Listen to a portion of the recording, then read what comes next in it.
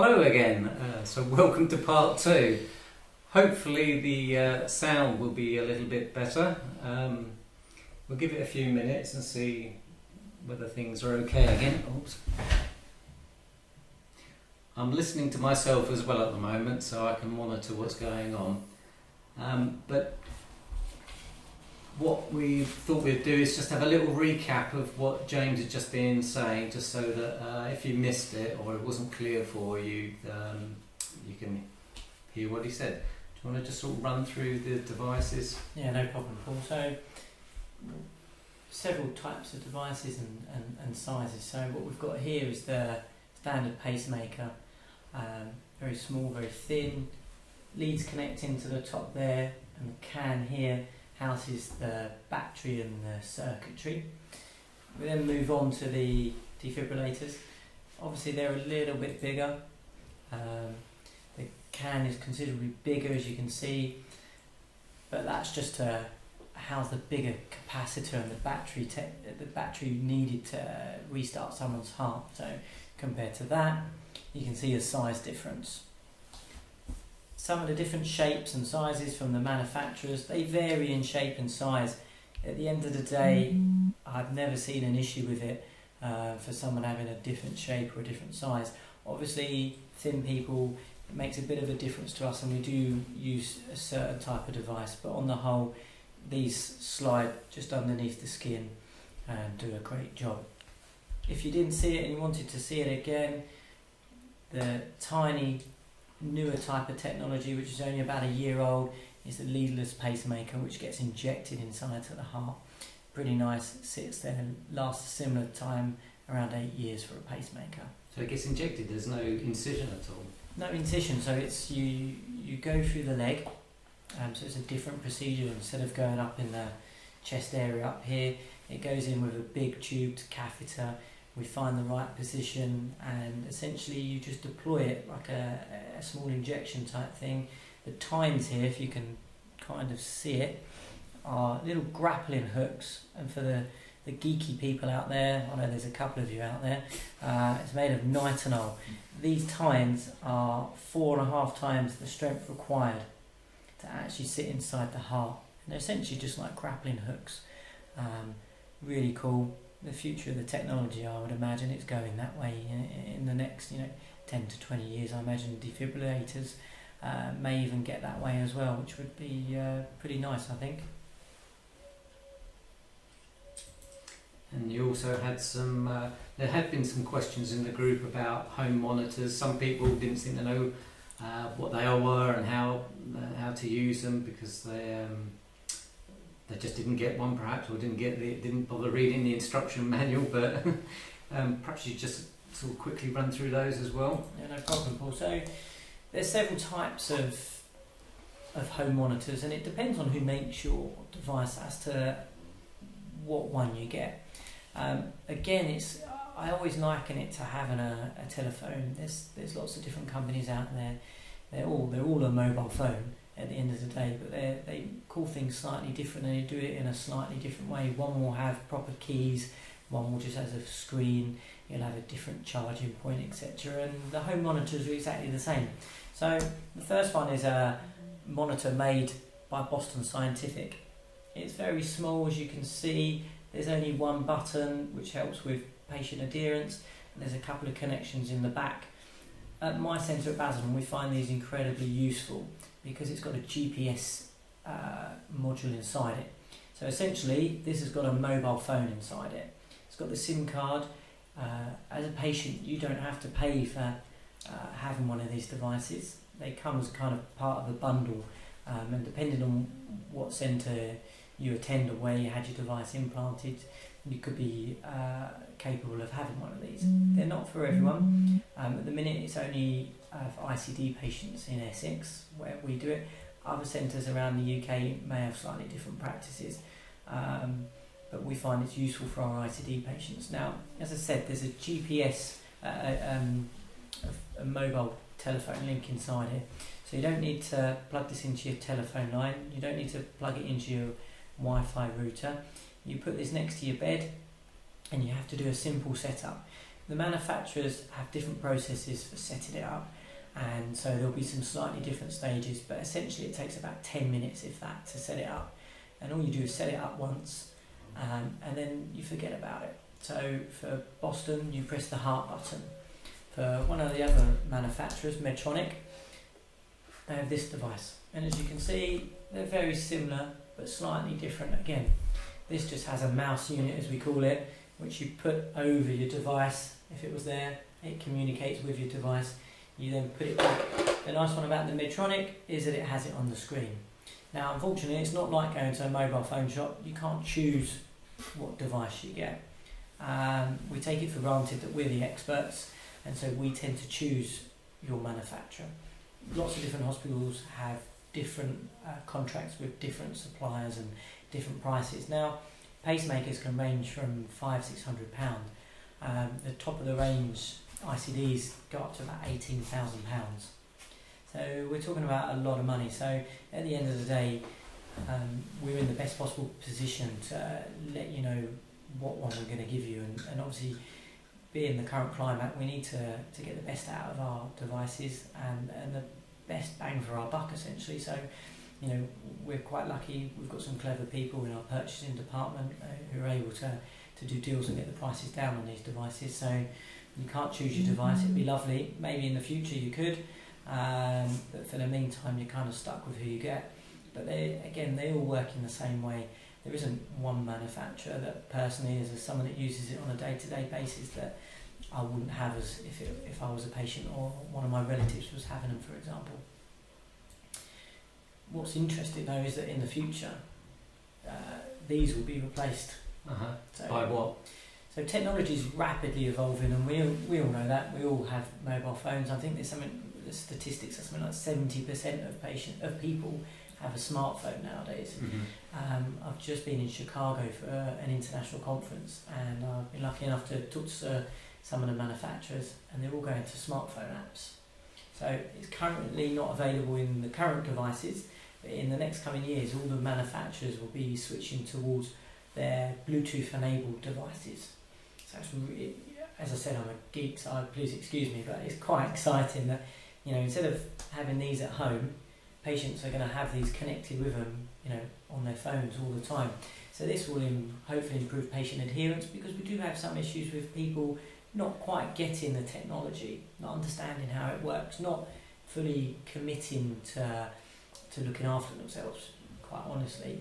And so everyone tends to take their phone everywhere nowadays. It's very rare that someone won't take their phone, and the devices will communicate to the app and send us the information. Will the user be able to see that? So would you be able to use it in place of like a Fitbit, a supercharged Fitbit or heart rate monitor? It's interesting. I mean, you're not necessarily going to be able to track your heart rate and see what's going on with your heart rate. What it will do though is that it will enable you to see that the home monitor's working, because we get a lot of calls and questions. Is my home monitor working? I've had a power cut. Is it doing what it should be doing? You know, or I've had a moment, and you know, totally we understand how distressing that can be when you've had one of these devices in.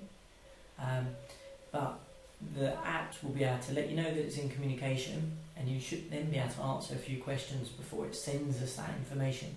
So if you just wanted to send some information because you didn't know it was working, it should restrict you from sending it, because it will already let you know that it's in communication. And then that will help free up our time, because a lot of our time is spent sieving through lots of transmissions. And it's interesting, we didn't realise that this would be a problem when it first came out. And as I mentioned, it's the same problem around the world. Talking to colleagues in the UK, in the States, Australia, Canada, we're all dealing with all these transmissions that come through, because sometimes someone's not sure if they've had an event or if it's in communication. So if we can free up our time, then we're better suited to see you guys more often. So how many transmissions a day do you get? Now, we have around 2,500 patients at Basildon, which is quite a sizable number. We have around about 10 to 20 transmissions that we don't need to see, unfortunately. So I spend about half an hour in the morning sieving through this. If people haven't been in communication to say, hey, I had a funny moment.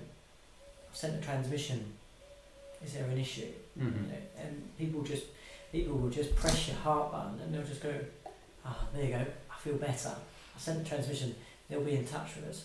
What maybe you don't understand is that if there is any issues with your device, it will send us that information, and it will do it overnight generally, because most people should be asleep in their bed, and obviously unless you're a shift worker or you like to go out and party, I'm not sure. Me, I'm in bed by 10 o'clock most nights, I'll be honest. So it'll find me pretty reliably, but it comes through to us, and then we can see it in the morning, and then we action it. That's when we phone people up. Mm-hmm. So we say, how you feeling, Mr. Jones? So when should people press that button? So people should ideally, they should phone us up first. Right. You know, it may be different at different centres and different hospitals. Our policy is just give us a call. You know, we are Monday to Friday 9 to 5. So out of hours, if it's an emergency, you get yourself to your local A&E. But if it's not an emergency and it can wait, then give us a call, leave a message, or call back again. And as I said, if it has something to send to us, it will do it without you even knowing, so that it takes that pressure off the patients, Mm-hmm. and we only get the right stuff coming through essentially. Okay. And what point would a patient get one of those home monitor systems? Because I remember, I don't think I got one to about 6 months after I had the ICD. Is that the standard practice? So there's been recent studies out there, and obviously all our practice is evidence-based. We're quite unique, I think, in the UK, that we don't just put things in because it looks good. We're very much evidence-based, and so it's taken a bit longer to filter through. The process at Basildon is that you should get your device around 4 weeks after your implant. So when you first come back to your first check with us, we check your wound, we see how you are, make sure the device is working as it should be, and then that's when we'll have that conversation about, would you like a home monitor? And it's not a hard sell. I personally think they're great things. Yes, it's a little bit of extra work for us, but in the long term, we get great results. Mm-hmm. People feel safer. So about 4 weeks. Some centres may give them out at the time. In the States, because most of their patients stay in overnight, they do it the next day and give it to them. Some of the studies that have come out recently have documented and shown that patient adherence is greatly improved the sooner you give it out. So nowadays it's pretty much, we're giving you the consent forms at your post-implant check after the procedure, we're telling you about home monitoring, we're telling you how great it is, Mm-hmm. and we're not sowing that seed essentially, but we're letting you know so that you've got time to think about it. Mm-hmm. So we don't want to give you something that you're not going to use, because that means I'm going to be phoning you up going, it's not connected, it's not working, is everything okay? Yeah. For you to go, oh, I don't like the thing, Mm-hmm. put it in a cupboard, I prefer to come and see you in clinic. Mm-hmm. And that's fair enough. Some people prefer that face-to-face contact. The real advantage is in between checks. It sends us that information so much quicker. The quicker we can action that and jump on it, the happier you're going to be as a patient, because the potential for serious consequences to occur in between can happen. You know, Mm-hmm. we do our best to see you, but we can't see you every day. These devices were able to send us that information. I would go a touch further than that. I think that what we also know is that when you have an arrhythmia, there are often days or weeks before that where you've got this sort of pro-arrhythmic state, and you see sort of lots of ectopics or lots of other signs that maybe there's a bit of instability coming up. And if you pick that up really early, then potentially we can then change medicines to maybe suppress that all the way. No, definitely. And then potentially it just allows us to be a bit more on the ball, I think, on a sort of, if we need to be, to get those medicines just right, to prevent events, rather than it doing what it's supposed to, which is fine, but it's nicer if we can get the tablets really optimised to prevent that. And I've certainly been doing that a lot more over the last sort of 6 months or so, which is something I wasn't really doing before. I wasn't asked those questions. Yeah, no, definitely. So I mean, it's that's a interesting. palpable change. I mean, Tom brings up a really good example.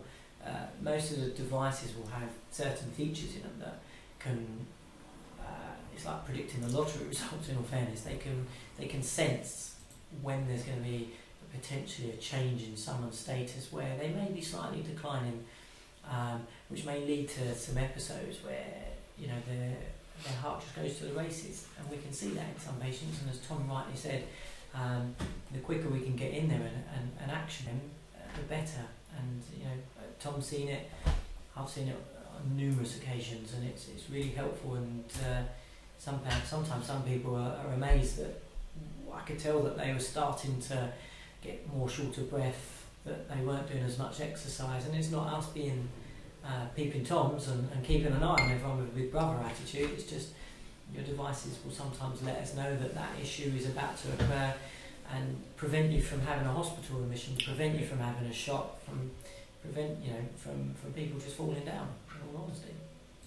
We've got a couple of questions that I could just go on.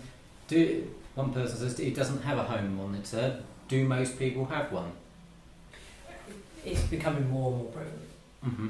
No doubt about it. Some of the older generation devices, because technology has changed so dramatically, it's fascinating and so exciting because it's so dynamic. It's changing month by month, week by week in some cases. Some of the old devices don't have that capability to follow up your remote, your ICD in a remote way.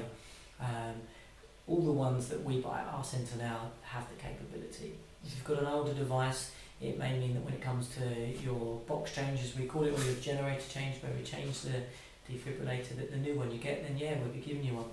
We don't have any issues with that. So if this chap's had it for a while and he hasn't been offered one, should he ask his hospital whether he could have one? We're a special breed, us cardiac physiologists. We're not unlike doctors because we're quite caring, and we have different demands as people like Tom might have, but we're quite easy to talk to. You see us every 3-6 months, maybe every year at the most, and it's always worth just asking if your device you can have a home monitor. I always say there's no harm in asking, and if they say, maybe you should have had one, then you've got a bonus. And if they say, yours doesn't work, or if it's a different centre and they say we don't follow these up remotely, then unfortunately you're a little bit unlucky. But there's no harm in asking. And there's another question. Do you still check if you deem them as unnecessary reports? I think it's the downloads that you... So the devices will they come with like an alert status. So it kind of flashes red essentially, or amber. Mm-hmm. And if there isn't anything wrong, there won't be anything there for us. There'll be stuff there to view, but we won't be seeing any episodes. So it gives us a list of if someone's had any episodes, if someone's had a shock, for example, and it lets us know on that front screen. So don't get us wrong, we flick through them. Mm-hmm. But if there's nothing on there and then no one's phoned up, then we're not wasting our time as such, but it's not a good use of time. So it certainly helps if someone phones up. Definitely in my experience, there's nothing more frustrating than wondering, is this patient okay? I wonder why they've sent us something. Because some people may feel they've had a shock, called an ambulance and they've said, you're fine, or gone to A&E, and then they send us a transmission, and we can reassure you. You phone us and say, I've done it, I think I've had a shock, and we go, no, you've been fine. Maybe something else, see your GP, or you've had a shock. Are they looking after you in hospital or in A&E? Mm-hmm. Okay, thanks for all that. I think we'll sort of go on to some of the questions now that people have submitted and we've picked up from the previous webinar that we had. This is one for James. Can you briefly explain about the differences between ICDs, SICDs and CRT-Ds, and what decisions are made when the patient is implanted with which one? Really good question. So there's this, as you've mentioned, there's several types of ICDs out there. So an ICD is an implantable cardiac defibrillator. So that'd be one of these, okay? So this is where patients are at high risk or have suffered a cardiac arrest. So the general patients we see are patients that have had a heart attack and then their heart function's not very good. We know that these patients from the studies and experience are at a higher risk of having a sudden cardiac arrest and requiring defibrillating. So these patients don't have any symptoms sometimes, they exercise well, they can walk around, they don't have any problems. So they just get a standard ICD. A a subcutaneous ICD is just a newer technology, and it's just that. It's the one that we can implant on the side, and the lead tunnels up underneath the skin over the heart. At the minute, it's still fairly new technology. It's if you liken it to electric cars, for example, you can choose to have an electric car, but there's not as many out there, and you have to go to the right places to be able to get one. So you couldn't go down to your bog standard garage and say, "I'd like an electric car, please." Mm-hmm. So at the minute, there's not as many people trained in them. There's not as many centres following up, and they are quite considerably more expensive. So we get a standard ICD for £3,000-4,000, whereas these devices, the sub-Q ICDs, because it's newer technology, it comes with a premium. It's like buying your iPhone. It's more expensive than the older iPhones or the other phones that might be out there. So there's a bit of a price premium on. There are, however, probably patients that do benefit more from having a subcutaneous ICD. We know that potentially the younger patients that don't have any indications to have a normal standard ICD would probably preferentially get a subcutaneous ICD. Mm-hmm.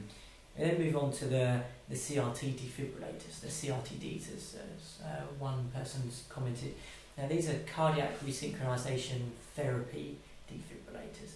Now they're the same sort of patients as the ICD patients, and then so they're at high risk of having a cardiac arrest, or they've suffered a cardiac arrest, but these patients have to meet certain criteria. Now I bang on about research because it's really important. We know that we need to select the right patients to do the right thing. The CRT defibrillators are for patients who have heart failure. So these are patients that struggle to exercise, struggle to walk down the street, can't walk upstairs properly, and struggle with everyday daily living. They also have to have a certain other characteristics to be able to get one of these devices. And essentially it's the same can, and it's just an additional lead on top of that, one extra lead. And it helps to resynchronize the heart. Where people with heart failure, their hearts do a kind of a wobble, and they don't contract thoroughly because of the damage done to the heart. Maybe in a cardiac, where they've had a heart attack, or if they've got a viral disease that's affected the heart muscle. And by putting two lots of leads in and the other one in the top, we can hopefully synchronize the heart, because the left one is sluggish and delayed and it doesn't contract as it should, and you pace it earlier with the extra lead and it hopefully synchronizes the heart, so it's not going to be doing that again. Mm-hmm. It's very rare, it's only about 5 to 10% of patients that get back to that normal heart function, but if you think about it, someone with a heart function of 30%, if they then go to 35%, it's quite a dramatic increase in the percentage that it's pumping on the heart. And so we find that these patients they still might struggle to walk as far, but they can certainly walk a bit further. Mm-hmm. And so it just depends on if you have heart failure, if you're generally younger, for the subcutaneous ICD, and other issues that may deem it necessary. To be fair, most people get a defibrillator if they don't have any heart failure. If you have heart failure, you'll have the CRT defibrillator. Okay. Are there any differences between the various manufacturers of these devices, or are they all going to be doing exactly the same thing, just with different algorithms? Exactly, you're spot on. It's just like mobile phones. So this one says that it can make a phone call Mm-hmm. using some sort of clever technology. This one can do the same phone call but with different Mm-hmm. name to it type thing. They all have very similar algorithms. There are ones that we do have preferential treatment for because they have some slightly different algorithms in them that may benefit certain patients. For example, most of them will have a piezoelectric crystal in it. So if we give you lots of medication to control the heart rate and to stop your fast heart rates, you won't be able to move as much because you feel slow and sluggish and your heart rate's a bit slower, and you can't exercise because your heart rate doesn't come up. These devices will detect that you're moving, and so it will go, oh, his heart rate's not increasing. I need to increase the heart rate, so it paces your heart a little bit quicker. Mm-hmm. until it gets to a certain activity level. If, for example, though you're a cyclist, you're not going to be moving around, so you're not going to be generating that movement, and some people don't move, that won't allow the ICD to increase your heart rate, so you may struggle. So if we know someone's a cyclist, for example, we'll give them a different manufacturer that has a different type of sensor to detect that you're exercising. Okay. And so apart from that, they're still pretty much the same. They do the same things. People like different manufacturers at the end of the day. Okay. I think you've sort of already covered that question. If my ICD failed and I need an external defib shock, would it damage the ICD in my heart muscle, send an electric pulse along the wire and literally cook the heart? It's very rare nowadays, very rare. I mean, with any sort of new technology, there are obviously certain issues that cause the devices to malfunction. What we say at our centre is, if it does fail, and it's unlikely, it's probably because some of the settings need adjusting if it doesn't work. So when we get phone calls from A&E doctors saying the device hasn't worked, they're in VT, it didn't shock them, it's because of the settings need adjusting, because of maybe the medication, maybe because someone's arrhythmia has changed slightly. And so what we say is, if it's not working and a patient needs a shock, then shock them. We will sort the device out later, and there's no issues from that. The devices are, they're well made. They're made to resist certain things like shocks. The only thing we advise is don't put the pads directly over the can. So, for example, we tend to put a pad up there and a pad down there. So don't put a pad over the device. That will fry it. Mm-hmm. But don't worry about it. We'll sort it all out later. It's not a problem if we have to change the device, change the leads, and it's unlikely that it will cook your heart. I must be honest. I've never come across someone being cooked by an ICD. Maybe just my barbecuing. No, and as James says, the commonest reason is because we've given tablets to slow that fast heart rate down. And so maybe the setting of the shock is to come at 150 beats per minute. And because of the medicines we're giving, it's going at 140 beats per minute. It doesn't want a shock because it's been told not to. Does that make sense? And then sometimes the guys will reduce that threshold down to maybe 140 or whatever the number is for that patient. So there are, but again, these things are relatively rare. Yeah, no, definitely. And it's just a case of finding the right medicines, the right settings, and that sometimes takes a little bit of. I think maybe it was coming from the angle that I've certainly been told that the ICD isn't 100% guaranteed to work, and maybe if that was a situation that they might get shocked, so they just want to. I think that's incredibly uncommon. It's become less common, definitely, over the years where I've worked. More research over the recent years has demonstrated that we set devices up slightly differently to how we used to. There used to be a big thing, quick, shock them quickly, get there as quick as possible, get the device to shock them. But nowadays, we know that lots of patients with devices have what we call non-sustained arrhythmias. So they go on for a short period and they self-terminate. And it's quite interesting because before the devices were able to record these, we never knew they were there. But now we see them more often, and we know that patients get these episodes. We're not so worried about them. I don't know, we were talking earlier about the time to defibrillation is important, we know that, but the devices take about 8 to 10 seconds to charge up. And if you think about that, if they call for an ambulance to shock someone, that's a few minutes. Waiting 8 to 10 seconds is nothing. When you say charge up, could you just quickly explain what you mean by that? So the devices all have inside them, they've got the batteries and they've got the circuitry, and they can see that someone's having a fast heart rate. They've gone into cardiac arrest, for example. The devices need to be able to see the signal, and essentially it's looking at how fast your heart rate's going. So if your heart rate's going fast, it has to count up enough signals at a fast heart rate to warrant giving therapy. So it needs to meet certain criteria to avoid shocking people that maybe you're just exercising, and maybe you've just pushed it a bit too hard with their exercise and their heart rate's gone up. And so once it meets that criteria, it then has to charge its capacitor. So it doesn't shock the person straight from the battery.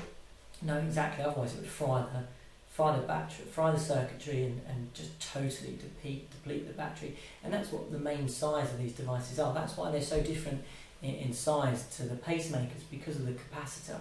If we could get the capacitor technology down, then we can reduce the size of the devices. And so it stores it up into the capacitor, and it sends that electrical current down to the lead, which is inside the heart. And then that shocks between the heart and the can. And so it's like putting two paddles and two stickers across a heart and shocking across it. And that's what resets the cells within the heart and gets you back to a normal rhythm, hopefully. And 9 times out of 10, if not more, it does. Right, thank you for that. Similar question to the being shocked. I would like to know more about CPR on a person with an ICD or pacemaker. I've been asked by the first aiders at work and just assumed normal chest compressions would be sufficient. I mean, personally, I think this question is best answered very simply, and I think the answer is yes. I think I would just do absolutely normal chest compressions.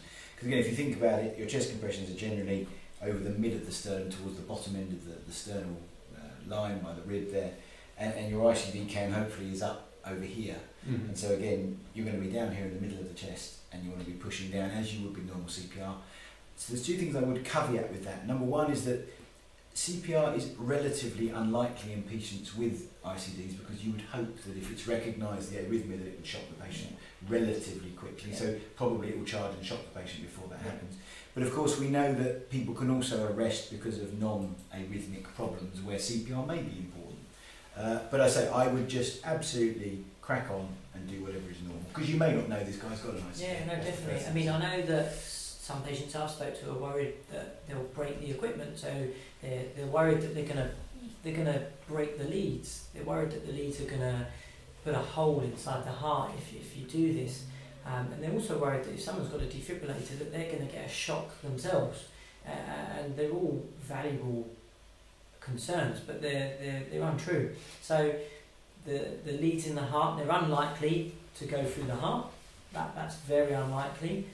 You're unlikely to break these leads. You know, I can put on this, and it's what's that made out of? The companies protect their secrets, but they're a mixture of polymer plastics and metals and things like that. But they're pretty strong. Can't break that, for example.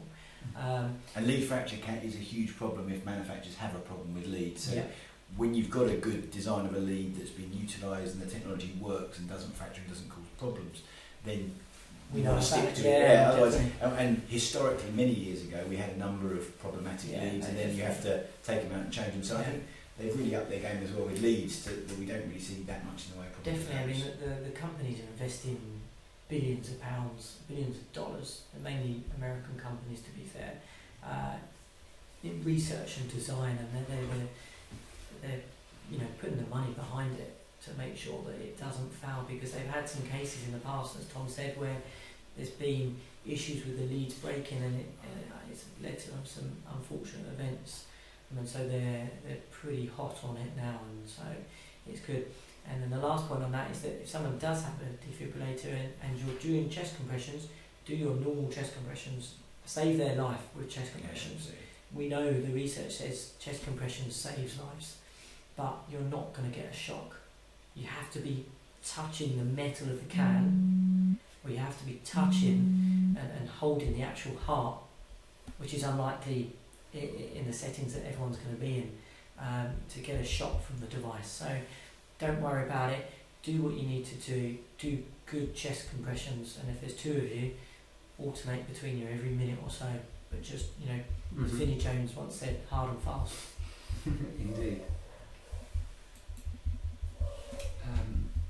Can you still do sports such as rugby and swimming if you're in ICD and no definitive diagnosis? Brilliant question. Love it. So this came up in the international conference in Chicago in May a few months ago, and a great talk from from one of my colleagues over in the States and looked at all the research behind this, because most people previously have been advised not to exercise. Now there are a certain few patients, and I'm sure Tom can let us know who they are, but they found that in a study that actually doing competitive sports was fine. So things like rugby, things like swimming, running, football, all fine. The devices are well made. They're pretty difficult to break. There's even a case report of someone's life being saved by an ICD when they were shot, and there's a bullet hole in the can, and it's quite interesting and geeky again, I know, so I apologise, but That had to be in the US. Yeah, in the US obviously, not in a school, but it was, sports has been found that, they're beneficial, their exercise is good for you. There are obviously a few conditions where, if you're sensitive to adrenaline, and Tom, please correct me if that's the case, but if you get have a cardiac arrest because you're adrenaline sensitive, then probably playing sport isn't the best thing.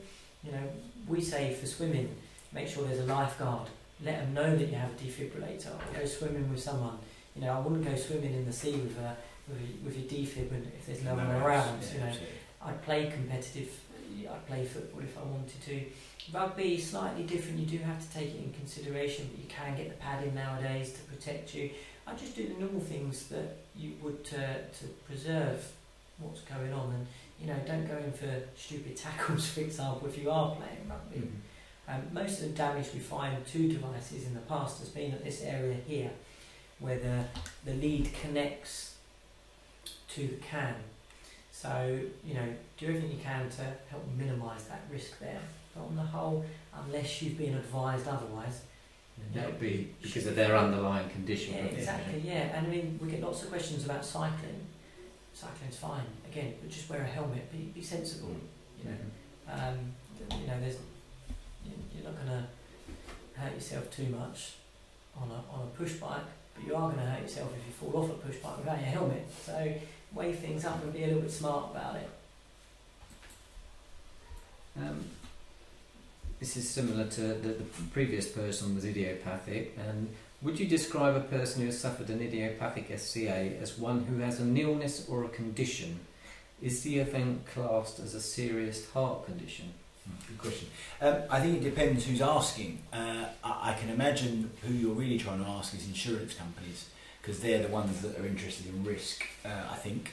And I guess for you personally as a human being, you want to understand if there's anything wrong. I think that if you've had a cardiac arrest as a result of what is likely to be a channelopathy or something that we don't truly understand, i.e. your heart and your coronary arteries would appear to be normal, but at the same time you've had a VF arrest, then I think it's a serious condition, clearly. I mean, how can it not be a serious condition if you essentially died and then had CPR and were resuscitated? So I think it is a serious condition. I think it's just that we can't understand it well enough, and I think that's our problem rather than anybody else's. We're very good when you've got a blocked artery, when you've got a blocked artery and lots of scar. We understand that, we get that. But I think that we just don't have the tools yet to understand the more finer, discrete problems of a very small minority of patients with a small problem with an ion channel or with other more complex things that we just don't understand. And so in a way you get a defibrillator because we think that's going to protect you from having further events, but we're doing that not really understanding exactly the mechanism. Who could imagine in 20 years we could give you a drug that makes that ion channel work normally and not give you that risk of cardiac arrest again? But I think we can only practice with the tools we have to diagnose and with the therapies we have to make it better. And so I think that that's where we are at the moment, and I'm sure in time that will improve, but we are where we are. Would you agree that it's generally, if it's a reversible cause, I think makes a bit of a difference? What do you mean by that, though? So for example, say maybe someone's been given drugs to cure something else, and if that causes a cardiac arrest, then it's not necessarily an underlying condition. Yes. Or serious. And I guess it's certainly not idiopathic if you have a cause. Yeah, and it's kind of a reversible. No, true. So I think the take-home message is, I think you need to look very clearly at the the issues. We need to have a very critical eye upon the MRI, upon the heart muscle, upon the heart arteries, upon any drugs you may or may not have been on. And then clearly you need to have an expert say, this is idiopathic, I cannot find a cause. And they may or may not want to do genetics, they may or not want to screen family members, etc. Avoid certain drugs which can precipitate it. But I think realistically we tend to put people into a group of patients, call them idiopathic, and then risk stratify, and a lot of these patients will get a device because we don't want it happening again. But it isn't necessarily because we understand it, it's probably because we don't understand it, I'm afraid. Okay, just going to ask, sort of direct a few questions towards Tom, since James has been talking, holding the line, I'd say. Could you please explain the difference between a PE peri-arrest and just a plain old cardiac arrest? Okay, so I mean, what I mean from that question, or what I interpret from that question, is what is the difference between a peri-arrest and an arrest? Does that sound fair? Yeah. So a peri-arrest is when the patient looks like they're about to arrest. So they've usually still got, well, they have still got a pulse, they're often still breathing, but they're often fairly comatose and their blood pressure is not a lot. So these patients look ghastly, but they have an output, they are breathing, and they do have a heartbeat with an output which is usually low. But if I don't do anything quickly, they will arrest, and what I mean by that is their heart will stop and their breathing will stop. And then potentially that's an even more difficult situation to manage. So when I see someone with peri-arrest, I've got the opportunity, if you like, to quickly try and work out what's going on here to prevent them from arresting. And that's my sole aim. And in hospital situations, we would call a peri-arrest wherever it is, and we get the same team come, because that's what we want. We want an experienced team of anaesthetists, cardiologists, medical doctors, nurses to come and give us a hand really quickly to stabilise the patient's airway, to stabilise the patient's heartbeat and blood pressure really quickly, to try and reverse all those things before we get to the point where the heart says, I've had enough, I'm stopping. Because then we've got to do CPR, we've then got to resuscitate the patient, we've got to maybe shock the patient, maybe do X, Y and Z, and that's as far as the illness can go, where when the patient arrests, it can't get much worse. And so with peri-arrest, you have a window of opportunity to prevent arrest, is what I would say. And your chances of surviving, if you can keep a heartbeat and keep breathing, is better than if it stops. And so you want to reverse those situations as quickly and as effectively as you can. Now, sometimes no matter what we do, unfortunately, patients deteriorate. But very often, if we can identify what the problem is, which is usually people are very dehydrated or are bleeding or have a major problem, if we can reverse that quickly, we can often prevent the peri-arrest becoming full-blown cardiac arrest. Okay. Is there any substance to believe that sleep apnea is linked to sudden cardiac arrest? It's interesting, isn't it? So, if you're a Star Wars fan, probably yes, I think. Is that where this is coming from? Well, no idea. Yeah, so, I mean, I think what there is data upon is that I don't think if you have, this is my personal view, I'm not an expert on sleep apnea, but if you have sleep apnea, there is certainly a lot of data to support that if you have heart failure, you do less well. And the reason for that is you come in with more hospital admissions and you have more, and you die earlier. So we know that sleep apnea in the setting of heart failure is associated with a worse outcome. But let's just look at, let's say a 70-year-old gentleman has sleep apnea. Is he at more risk of sudden cardiac death than a 70-year-old man without sleep apnea?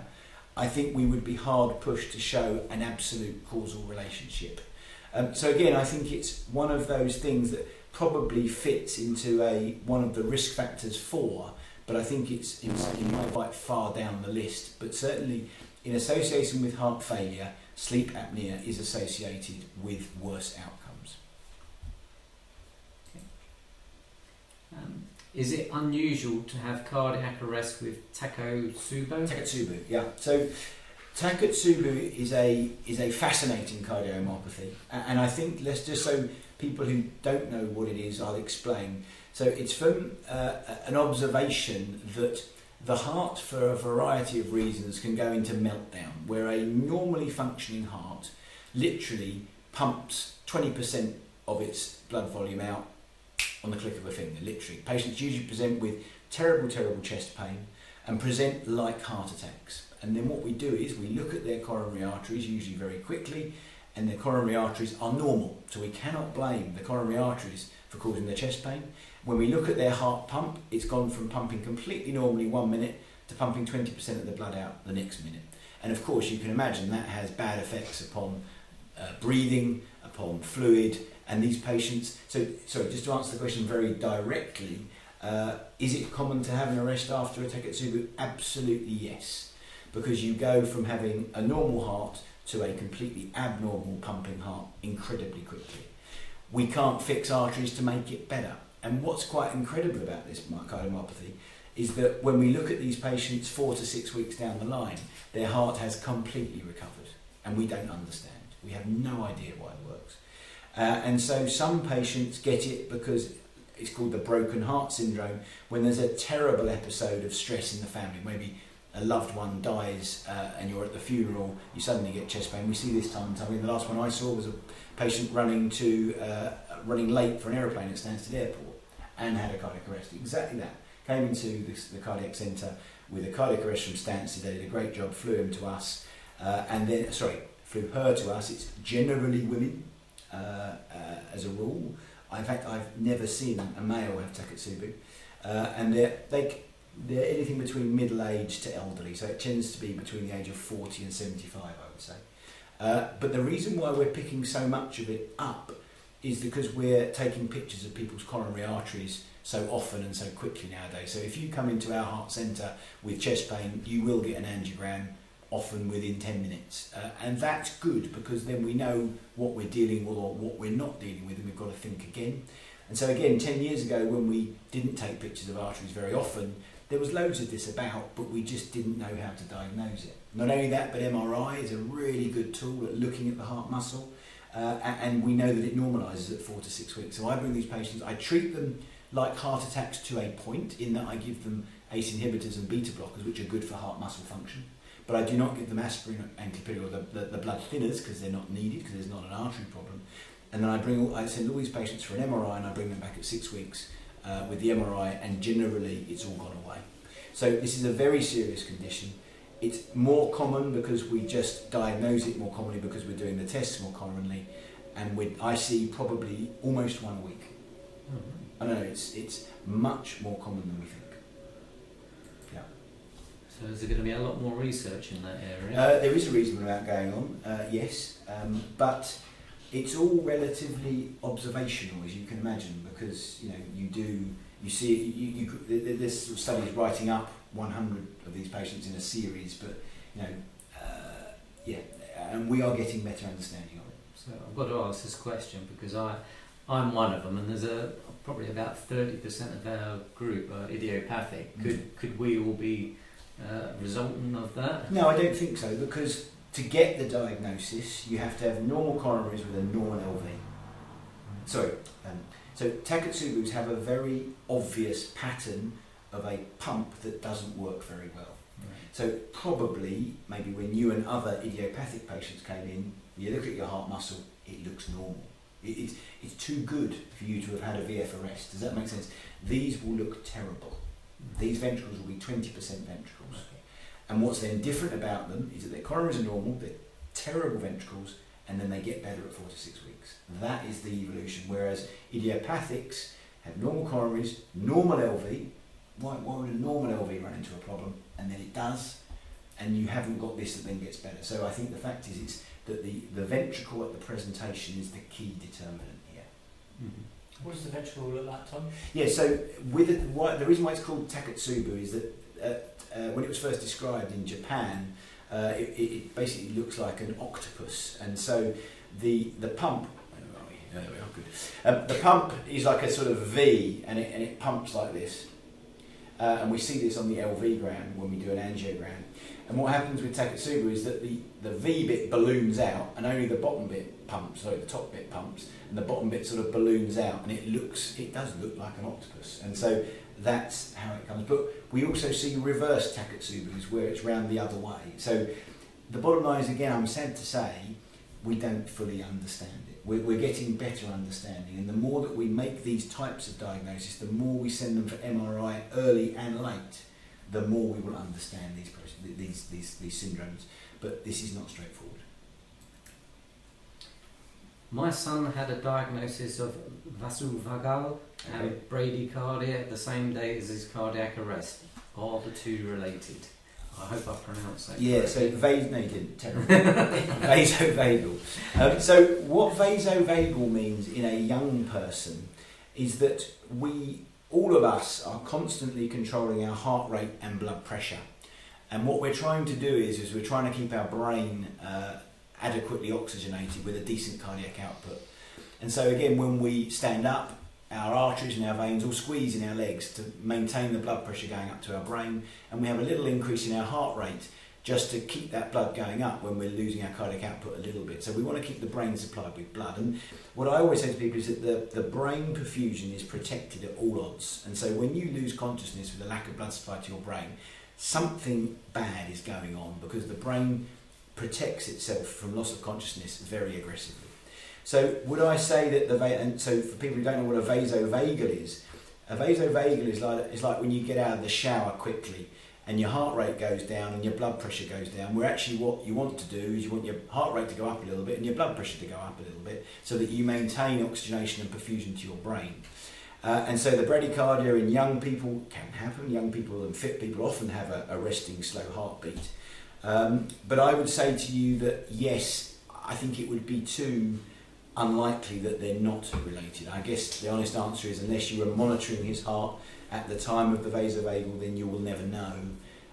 But I would suggest to you probably they are related. But it also depends who made the diagnosis of vasovagal / bradycardia. So we often can attract incorrect diagnoses made by other non-specialist doctors. So if it truly was a vasovagal bradycardia, I would suggest to you it is related.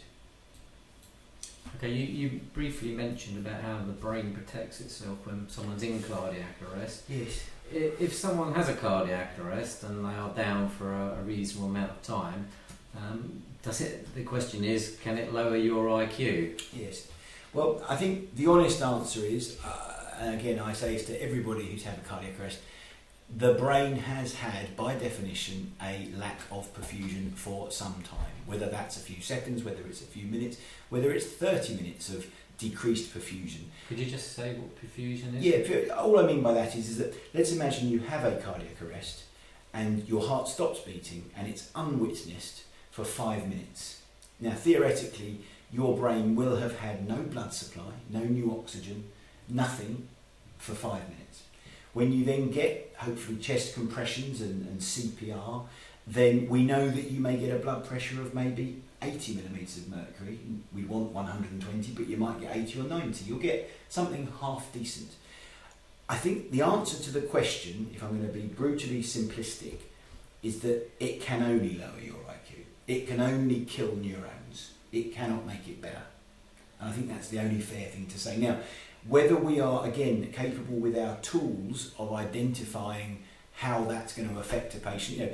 There's not many patients where we go, oh, you're going to have a cardiac arrest in the next couple of weeks, so if I do the IQ quickly now and then we'll follow you up, we can't do studies like that. It's impossible. Mm-hmm. And so the only thing we could do is you could take a huge cohort of patients, of which your group is probably the biggest cohort, and you could say, what do you think the person's IQ was, and then test it, but it would be completely prone to bias. So I think it's an almost impossible thing to do, but I think at the same time, I think lacking of blood supply to the brain, which kills neurons, can only be a bad thing, and that's why we've got to do everything that we can do to make that injury to the brain minimal. That's why we're interested in hospital, or pre-hospital we're interested in CPR, because that's really important.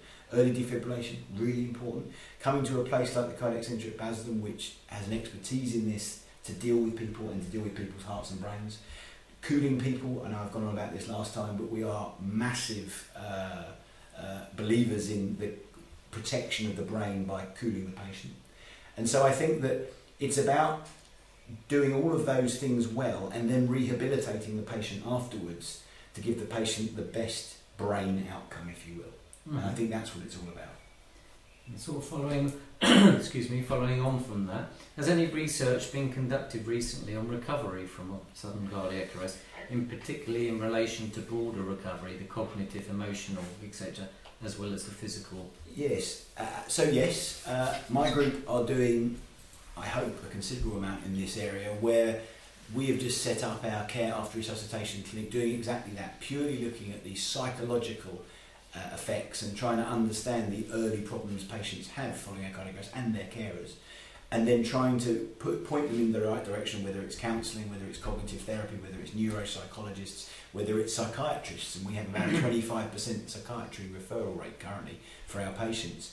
So the answer is yes, but there's not as much as there should be. There is not as much out there in any geography to support patients who have had cardiac arrest or their families. We are about to start, there's a huge trial starting in October in the UK called the Temperature Management Trial 2, the second trial, has 1,800 patients and follows patients out to 5 years, collecting all of the data that you just talked about. And so it's not going to be just our centre, there are 8 centres in the UK. We will probably be the biggest collector of data, but it's also in the Nordic countries, up in Sweden and Denmark, and we'll collect 1,800 patients, exactly what you described, for 5 years. So I think in the not too distant future, we will have a much better understanding of the effects as this question describes. That's excellent. It's sort of a question for either of you. It sort of follows on from about the recovery aspect. Many people try to get fitter. So if you're looking to exercise with an ICD fitted, is it worth investing in a heart rate monitor or a Fitbit? Or simply should you just go with the feel of your heart? And if you're using a heart rate monitor, what rate should be taken as a maximum? And if using feel, how would you describe the maximum effort? Tricky question. I think, I have a smartwatch, records my sleep, my heart rate, it only adds to how I live. I think if you're already thinking about a Fitbit, personally, you're already on the first step to doing some exercise, which I said earlier is only going to benefit patients. The devices, from a device point of view, the devices aren't affected by Fitbits and heart rate monitors, because they generally look just beneath the skin to see what the heart rate is. So there's not an issue from that point of view. I think if someone like Tom advises you not to do exercise, or your GP, then you take that into consideration. And then the whole what rates to exercise to and what you should do is a tricky question. I know at gyms they have cardiac rehab classes. There's cardiac rehab classes at hospitals which help out and help patients exercise. They use heart rate monitors, and in all fairness, you do have to go with what you feel. I always say to patients, you know when you're being lazy, you know when you're doing too much, so you need to get yourself in the middle, and only you can judge that, because I don't know what's vigorous activity to you. To someone, walking a mile is nothing, but to someone else, walking a mile is a big achievement. And so you just have to judge it yourself and gauge what you think is right. Don't go crazy, but don't be at that point where you think, I'm being a little bit lazy. Is it worth getting professional help, like personal trainers and those sort of people involved in your rehabilitation? Personal trainers cost a lot of money. Or going to your cardiac centre and see if they have a rehab. And there are cardiac rehab courses available, generally for patients that have had a heart attack, granted. But the gyms, they will help prescribe an exercise routine for someone. They won't let you go mad. And I think if you're in there with the right people and you're starting to exercise, you're already on the right track. And then people will know their bodies. They should know their resistance, in my opinion. And obviously that will change. I think with the medication that patients are given, it generally restricts patients from exercising to really fast heart rates. So someone necessarily who is able to exercise and get their heart rate to 180 beats per minute, who then has a beta blocker added to their medication, probably isn't going to get up to 180 beats per minute, and that's when we know it's abnormal. So difficult. I'm not sure if you can add anything else. Yeah, to yeah. that. I think in answer to sort of where the question I think is what trying to go is I would do, the bottom line is we just want patients to get back to the best quality of life that they can, and I think they want to do that with confidence. Mm-hmm. And so some people will gain huge confidence from knowing their heart rate was 80 this minute, 120 in the exercise and back to 80, and they all feel very, very happy. The other thing, the flip side, is some people don't really want to know. They've got an ICD in place, that's their insurance policy, probably will never fire, probably will never do anything, but it's sitting there watching for the day that if it does, it will. Does that make sense? And so I think that every human being who gets a device is potentially different.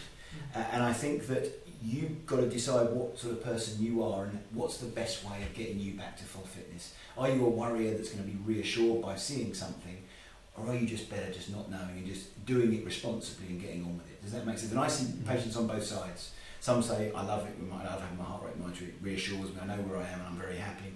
And likewise, I see other patients who go, do you know what, I just want to do it sensibly, but you know, I'll go stir crazy if I look at it every 5 minutes.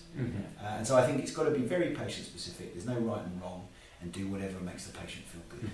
I think the other thing to add to that though is that if you do get a heart rate monitor, don't look at it every 5 minutes like Tom mentions, because you will go crazy. You can drive it up yourself about 30, but just by getting stressed and looking at it. Exactly. Yeah. It's just that.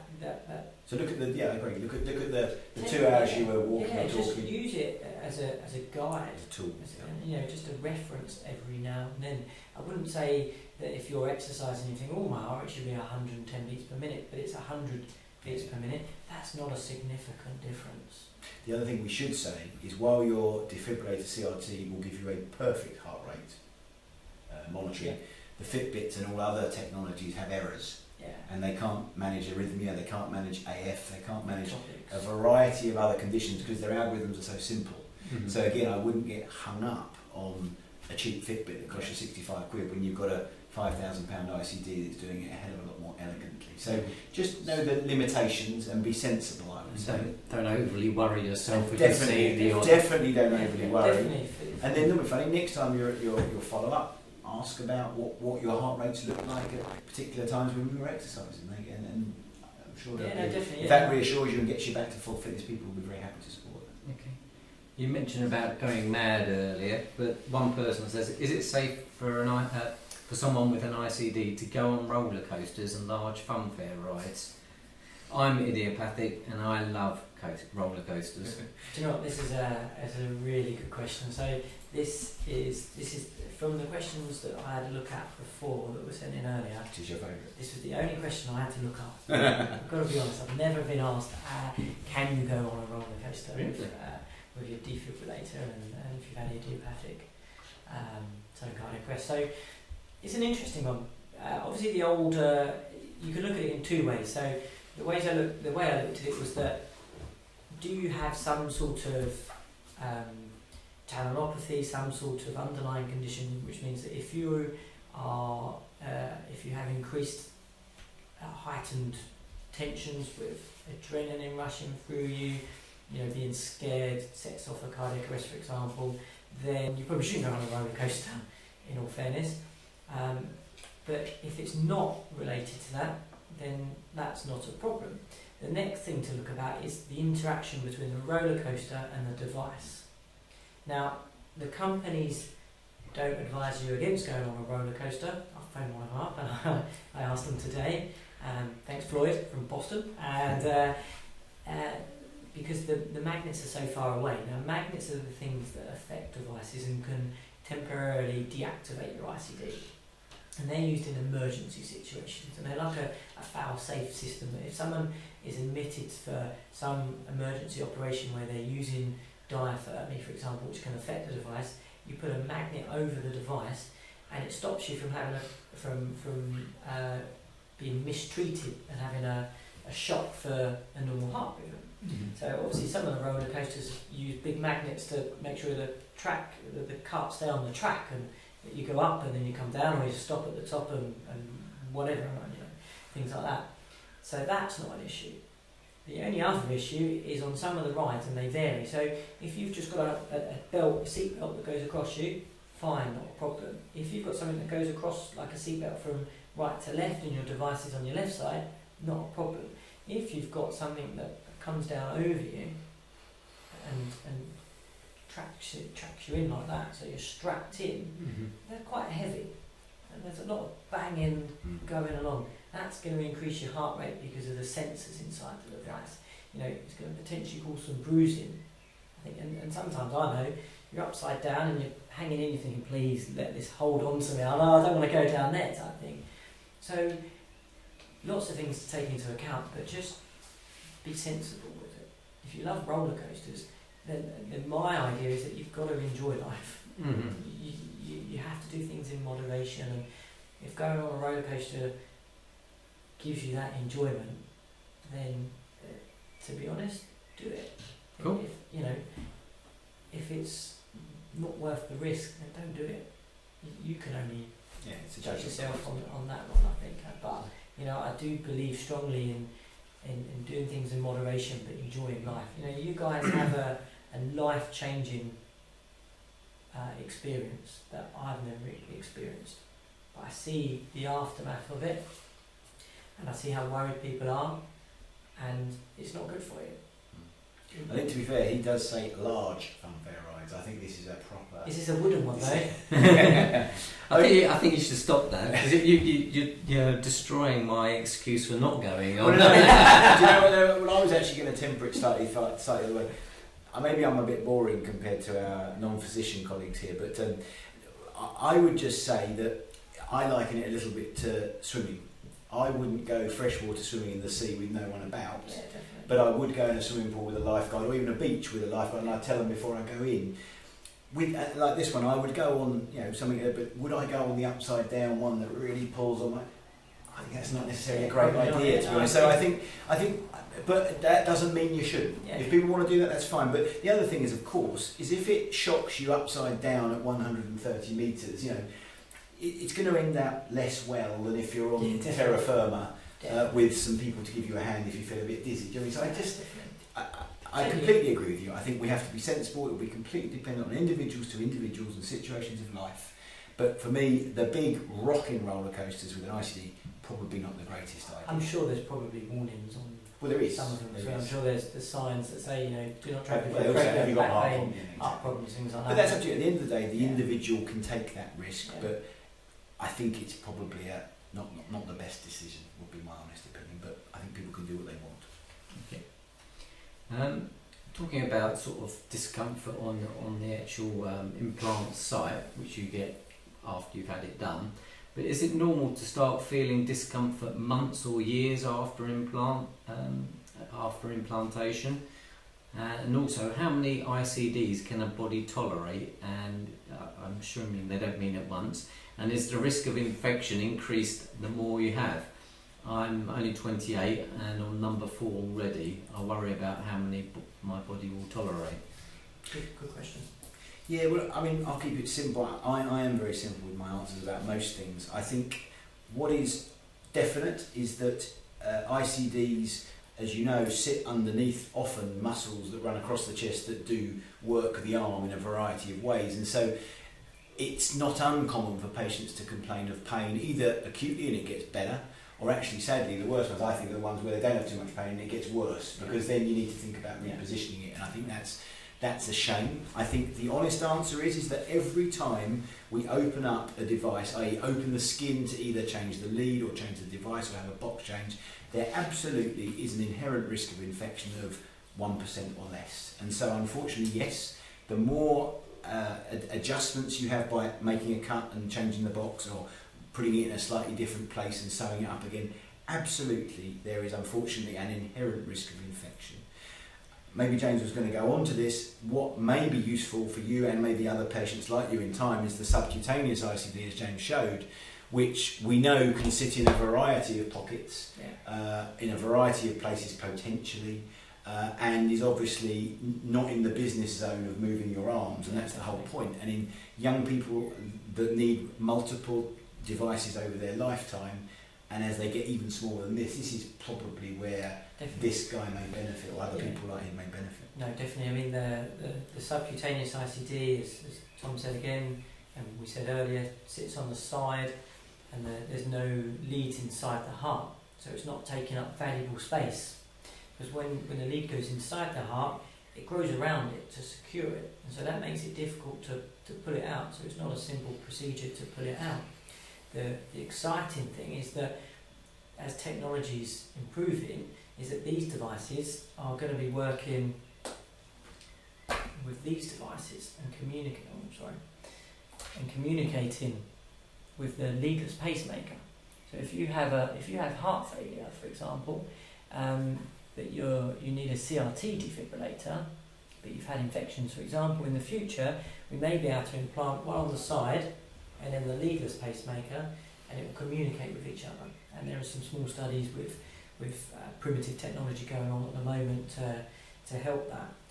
I'd like to add that the discomfort months or years after implanting we do see it. It's not uncommon.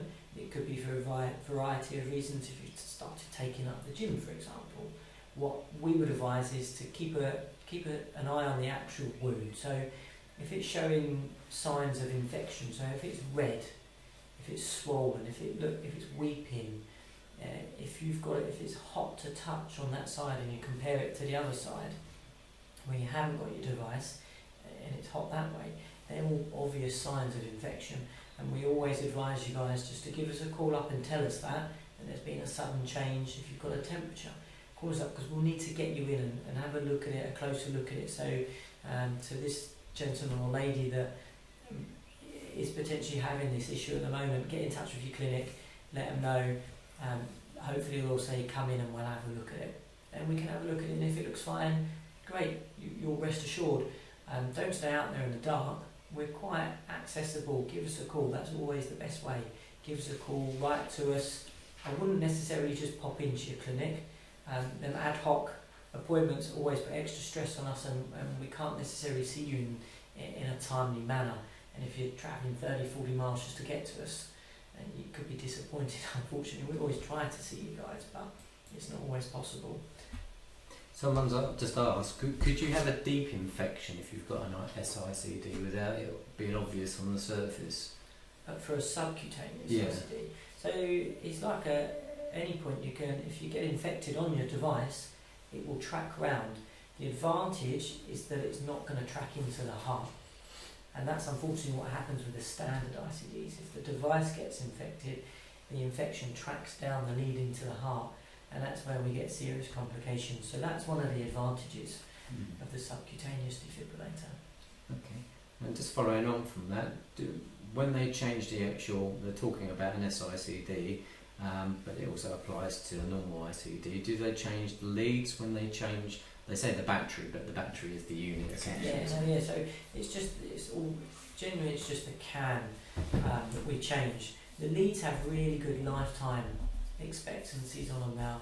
As Tom alluded to earlier in the conversation, when you've got something that works and isn't broke, don't fix it. Absolutely. And it's very similar with the subcutaneous lead at the minute. It's incredibly strong. I haven't seen any issues with lead integrity or fracturing, for example, with these leads. But what we always do is we check it. Even when you get your ICD changed, we check the leads to make sure there hasn't been any damage during the procedure, for example. Sometimes in the old days, 15 years ago, they may pull the leads out and they just fell apart. But that was the technology and the equipment that they were using. Nowadays, I have never come across a lead just falling apart. So it's very unlikely. But obviously, with anything, sometimes it comes to its end of its lifetime and we do have to replace it. Okay, and this is also about leads. This person's got a son, or baby almost, who's only 2 years old, and obviously he's going to be needing a lot of ICDs through his life. And it says, is there going to be enough room on the heart for all these multiple leads? It's a challenge. I must be honest, I'm not a paediatric cardiac physiologist. Tom's not a paediatric consultant, but what we do know is that obviously younger patients require multiple devices. So the less equipment they put in at the start means that there's more room. At some point, I would imagine that they have to take out some of the leads. So that would be a procedure where they had to use certain bits of kit just to ease the leads out and pull them out to allow for more room. and for new devices and new leads to go in. But I mean, I think that's a very fair question next time they're having it checked, to ask the physician who's looking after you and say, do you know what, we just give us a heads up, just let us know, what can we expect at the moment, because and then the other caveat is I think that things will change. And I think even if they say now that you're going to need a new device every however many years, or a new lead every X, Y and Z years, that the future is whatever it is. And I'm sorry we don't know that, but as I say, we have to be fair that when we don't know something, we will just say. We know technology's improved. I mean, it's taken 50 odd years to go from a pacemaker to this size. So the technology will follow. Absolutely. It will definitely follow where they'll miniaturise the ICDs from that down to something like that to get all the necessary gadgets inside there, and that will help obviously. But unfortunately, I think for that patient, they will require probably some other procedures to remove some of the equipment. Okay. If you're unlucky enough to actually get a shock, does that damage the heart at all? No. So there's some very nice studies, and the way in which we measure, if you like, damage from the heart is that people measure a marker that gets released from heart muscle called troponin, and there's a number of studies out there studying exactly this, because until we test, people don't know.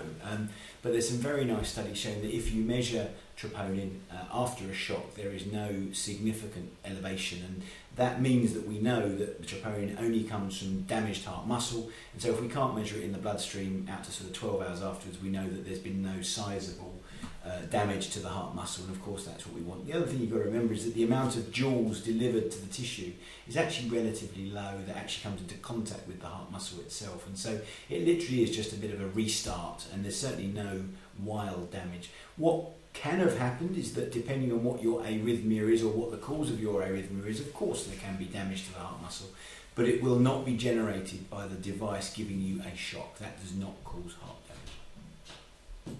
Okay, thanks for that. My son has the symptoms where occasionally his heart stops for a second and then beats again. Is this ectopic beats or pacing? If he's got a pacemaker, which by the sounds of it he does, potentially your pacing clinic would be able to help you to understand that. And so what we know when we see an ectopic, which is an extra beat from the bottom part of the heart, which we all have, it's a benign finding in everybody. We know that after an extra beat from the bottom part of the heart, there is what we call a compensatory pause, and it feels like your heart has missed a beat, even though it's actually an extra beat. And that's very common, and we see that every day in my clinic. That's what I am exposed to for patients.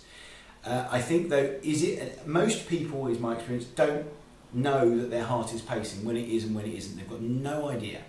So I would suggest to you, from my experience, and maybe James can help what he feels, that I think that if you're feeling something, it will be an ectopic. And actually, I don't know any patients really, apart from those who've got some pacing of the diaphragm, that they don't notice the paced beat. So I would suggest you, but your pacing clinic may well be able to answer that for you by looking at, if you document very clearly it happened on this moment at 12:01, they'll be able to look at the EMG and decide what was going on at that time. So I think it's possible to know. Yeah, I mean, most devices won't record ectopic beats, but what it can do is it can give us some interesting data. So it can tell us how much it's pacing your heart, where it's pacing your heart from. Is it pacing from the top of the heart, from the bottom of the heart, and how many ectopic beats patients get. Some of the devices even delve deeper into that statistics and can tell us that you are having most of your ectopics at night. So depending on your device, we might be able to actually get some of this information. I think, like Tom said, it's normal to get ectopics if he's not feeling them, but by the sounds of it he is. They're not worth worrying about. If he is feeling them and they're affecting him sleeping and things like that, that's probably when you need to see someone like Tom or your GP, because obviously maybe it's medication related. Maybe there's something they can tweak with the medication or something else that we can do just to maybe suppress these ectopic beats. I think it's ectopics is most likely. Okay. You just mentioned about these occurring at night, and this person asks a question which I've seen a few times just recently, and from time to time during the night I'm aware of very strong pulses all over my body, especially in my neck, which affects my ears and make it often impossible to sleep. I wonder if you can explain. And I'll just go on. It's not exactly as I thought it was, but other people have said how they feel like they can feel their device doing something during the night. Is that likely? I mean, would you feel a download to your... No, you won't feel a download, and the devices are low energy, so you don't feel that low energy. I think there's several things that it could be. Now, there's a nerve that runs down the front of the chest that controls the diaphragm. Some patients at night feel a hiccup, or even during the day in certain positions will feel a hiccup sensation. I think that's different to what this person's explaining, but you can it could potentially be that. I think what it's more likely to be, in my experience, is where your heart is relaxing, it's slowing down. Your head's to the pillow, for example, and you're more aware of your heart rate and your heartbeat, and any small discrepancies, one little extra ectopic beat you may feel. If you get an extra beat, you may feel it in your neck because it's pulsating and it affects the blood flow. They're all things that aren't issues. I think if you get palpitations or they continue to go on for a long period of time, that's when we need to further investigate to decide if it is anything to be concerned with. But we come across it quite often. I agree. I don't think the devices sometimes do some checks where they look at how much energy it's using. So some people that maybe rely upon their device to pace the heart may feel that, but the devices have a safety feature where if it's been testing your heart, it doesn't pace and capture the heart, so the heart doesn't contract. It sends a backup pulse which will contract and cause the heart to work. I think it's probably more related to just people's normal heart rates just slowing down and you being aware of it. I must be honest, I can sometimes feel my heart beating and I think, oh, it's a bit funny, and it's mainly at night when I'm laying down and just more aware and in a relaxed state. Mm-hmm. Okay.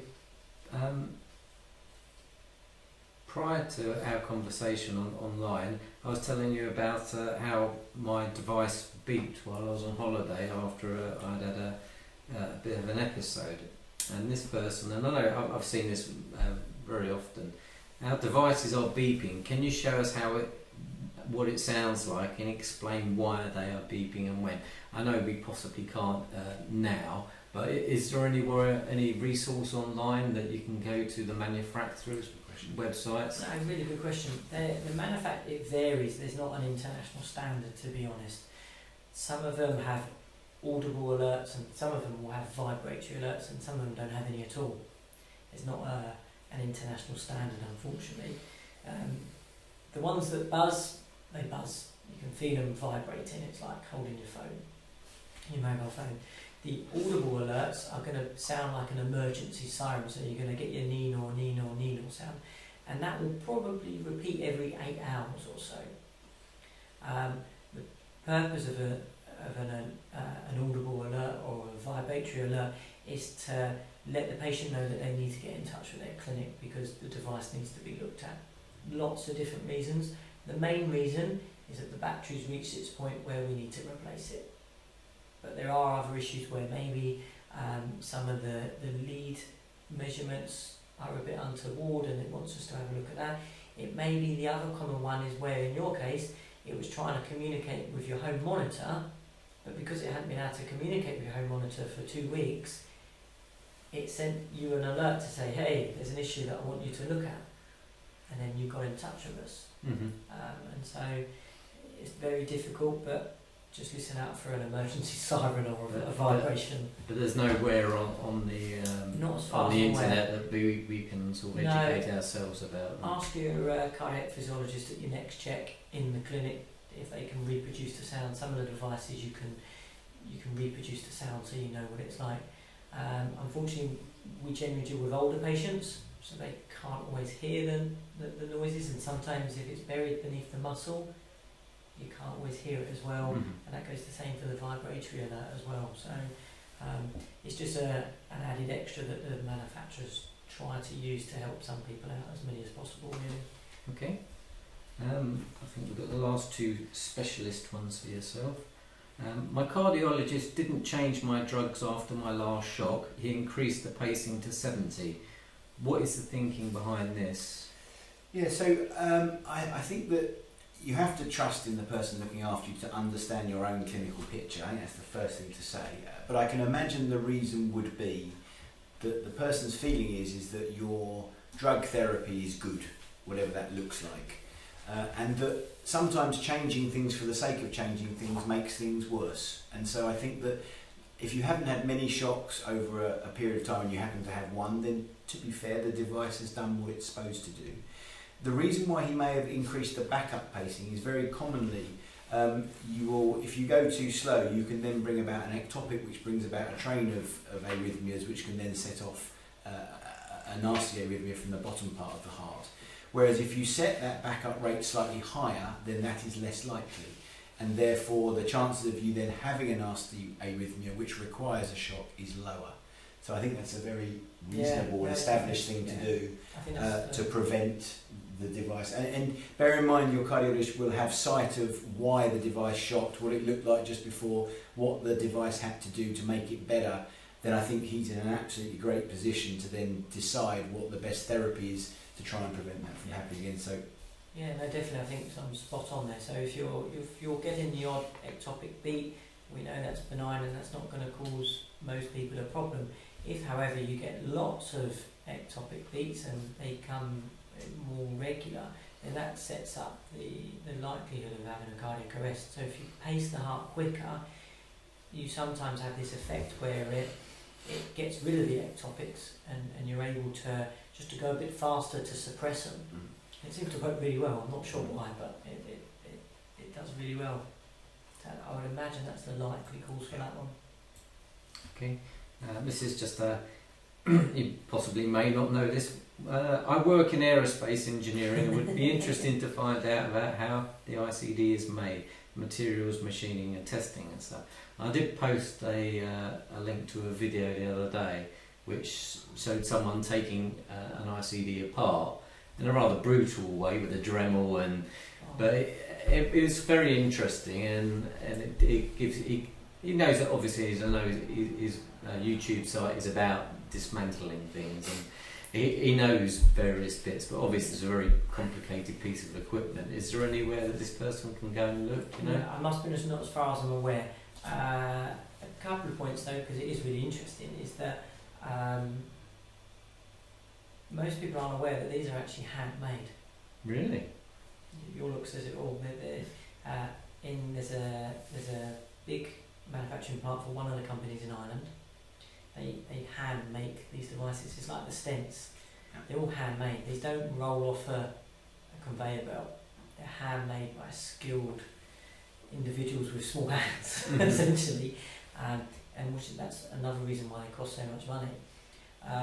The materials they use vary. The batteries are made generally for ICDs of silver, lithium, vanadium oxide. One of the Tesla shops. That's a great gig. And that gives the best long-term battery components. The cans are just like a titanium can. They're sealed with this header, which is, this one's going to come off because it's a demo, but it's the leads connect inside there and the screwdrivers will screw the lead in and seal it from any substances getting in, and then all the circuitry connects to there. So they're not as machine made as probably people would imagine.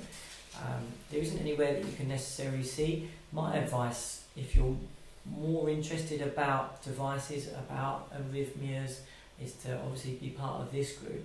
But there's quite a few conferences that go on in the UK and in the world where they have patient days that you pay 30 quid or something like that, and you can attend. And there's talks by experts, by patients on the different components of how they're made, what issues to expect, and common themes that occur. I know that British Heart Rhythm, which is my national society for devices and arrhythmias, have got a conference in October in Birmingham. It's worth researching that. I know there's CardioStim, which is in Vienna right now actually, and there's it was in Chicago in May for the American one, if anyone wants to go that far. But you know, they're potentially, if you're interested in maybe the finer details, are quite good. Companies are surprisingly helpful, is my experience. So if you were really interested, and you really want to know, I've got this device, I want to know exactly, they will genuinely tell you what it's built of, but they will give you nothing about, obviously, the protected intellectual property components. Does that make sense? So, Yeah. but they'll go a long way to tell you what it's made of, because again, they have to an extent. It's a bit like stents. Stents are made of certain metals. Some people are allergic to nickel. Some people are allergic to titanium. Some people are, so that data is available, but you just have to search it out a bit. But they won't tell you anything that is protectable or protected. Okay, cool. Thanks for that. I do not have any ongoing care from a cardiologist following my sudden cardiac arrest. There is just the normal monitoring of my ICD by a technician. Given I am on a host of drugs, including beta blockers, how should my drug regime be reviewed and controlled? I have a GP and a nephrologist, but to my mind they may consider my blood pressure in isolation and may not be totally au fait with the cardiac implications. Yeah, I mean, so my personal view would be that I think you would benefit from being to see a cardiologist. I think that we know a lot of the time some drugs are very helpful in the early stages after an event. Maybe if we don't know what the etiology is, or we don't know how the pump is going to improve or not. And so I think that, you know, when you get discharged home following a cardiac arrest, I think you know, we don't have the full picture. We have the major components, but we have to rely on then follow up to see how the patient goes. Do they have any more arrhythmia? Do they have any more cardiovascular symptoms? And we know also that, you know, the drugs we give you, including beta blockers, do have a number of side effects which not everybody gets on with. And so my personal view of what you say is that I think this just shows how poor we are as a group of individuals, cardiologists, at following patients like you up properly. And I think that there's a number of reasons for this, which we've talked about in the last webinar, but some of that is that a lot of this stuff is done in a tertiary centre, and then patients are then discharged back to a district general hospital for their longer term follow-up. And you only need that letter to go walkabouts and not make it from A to B, and unfortunately then you've got no follow-up. So I think that patients like you will benefit from seeing a cardiologist, even if it's just that you can have the peace of mind that you're on all the right drugs for good reasons, that you're happy that you're not having any major side effects, and that you're very happy therefore that your ongoing care is spot on. And I think you just ask your GP to refer to a cardiologist, maybe back to the one that you first saw if you had faith in those, because it's always nice to have continuity. But I think it would be absolutely reasonable to have an outpatient appointment to go through things in the cold light of day now and see if there's any changes long term that would be beneficial. I think we do a very British thing of seeing our GP and not speaking out at the right time. I encourage all of our patients to see their GP and to speak out and to say, well, if you don't know, why don't you refer me on to someone that does know? And our job in the clinic is to follow up the device and make sure the device is working. So if there's any issues with the device, we'll obviously sort them out. For the finer details, though, sometimes of looking after some medications, your GP should be aware of your medication regime, and they know the other things that are going on with you. I'm not always going to know that you're seeing a nephrologist for some other condition. So it does always, I think in my mind, come better coordinated from the GP. But I think as patients you have to stand up for your rights and to say when you're not happy to your GP, hey, refer me back to my cardiologist because I haven't seen him in 7 years and I'm getting these issues, and the physiologist said that I needed to see the cardiologist again. Mm-hmm. Okay, sound advice. Okay, conscious that we've been going for quite a while now. So we probably we lost it, We're try and crack on through the last bunch, but if some of the longer questions we may not be able to. Why don't we be shortened? Right, quick fire round. Well, yeah, that's a good idea. Quick fire round. Okay. We'll go 10 minutes just to sort of Right. Okay, I did have a question which I know some other people wanted to ask, which I haven't written down yet, and it was to do with the settings on your device. When someone comes and sees you, what are those settings that could be changed? Lots of different settings, lots of changes that we can make and we do make. However, they're patient-centred and they're evidence-based. It will be different for every single person, really. But we set the device up so that it works for the individual. It depends if you're secondary or primary prevention, so if you've survived a cardiac arrest and we've seen the arrhythmia, we set the rate up below that. If you're just a primary prevention because you haven't had a cardiac arrest but you're likely to, we set that at a standard rate. But they will vary between each individual. We give a personalised touch. Okay, all right, some quick ones. And what do you think of the drug amiodarone? Amiodarone, yes. So amiodarone is probably the most powerful drug at preventing certain heart arrhythmias. And so I would say to you it's a good drug when used in the right patient. And we see patients' lives completely improved by preventing their arrhythmia using this drug. Is it a drug to give to everybody for a decade? Absolutely not, because it does have side effects, liver side effects, thyroid side effects, and sun exposure side effects, which some people don't like. But is it a good drug in judiciously used selected patients? 100%. Definitely. I think that's all we can do. I think that there's good, reasonable evidence for it, and it works. And you have to be mindful of any side effects you do have, and bring them up with your clinician, and work out the pros and cons of what this drug's going to do for you. I think it's a balanced decision amongst the experts and the patient. If you're saying that you live in Spain, for example, That's right. and they want you to go and have amiodarone, you've either got to make that decision that you're not going to go to Spain, or that you're not going to take amiodarone and potentially you're going to get some shocks from your device. Absolutely. I mean, someone's just commented on that drug. That what are the long-term prospects of being on it? Is it a short-term remedy, or It depends upon the indication. Just like anything in medicine, it's all about the indication. I think if it does a brilliant job, I tend to use it for my patients, usually in a relatively short term for less malignant arrhythmias, actually for less harmful arrhythmias like atrial fibrillation, and I give it for short periods of time, and it's brilliant. And then we tend to use it only in those patients with malignant arrhythmia where we can't use other drugs, or other drugs aren't working well, or the device can't help us anymore. And so it's not a first line. It's sort of second, third, or even fourth line, depending on the patient. So we try and avoid it if we can, because it does have liver, lung, and thyroid abnormality effects longer term. But at the same time, it's a great drug when we need it. Yeah, I agree. okay? I'm always very tired, even after having lots of hours of sleep. I've been told it's the beta blockers. Is that right? And to follow on from that, from a comment and also my personal experience, now weight gain, is that related to beta blockers? Because you eat too much. Probably. And they still awake this person to hear the answer. So no, I think there's two components to this. I think that if we're talking about patients who have had a cardiac arrest, which presumably we are, Yep. I think the first thing to say is that patients who have cardiac arrest are exhausted for a number of months or years afterwards, and I think that is not well defined, not well explained, not well understood. Mechanism is not well understood, but I think it's brain injury. I think brain injury makes you exhausted, and I think that if you have a cardiac arrest, it's the ultimate insult to the body, and I think it takes months to years to physically recover from in some patients.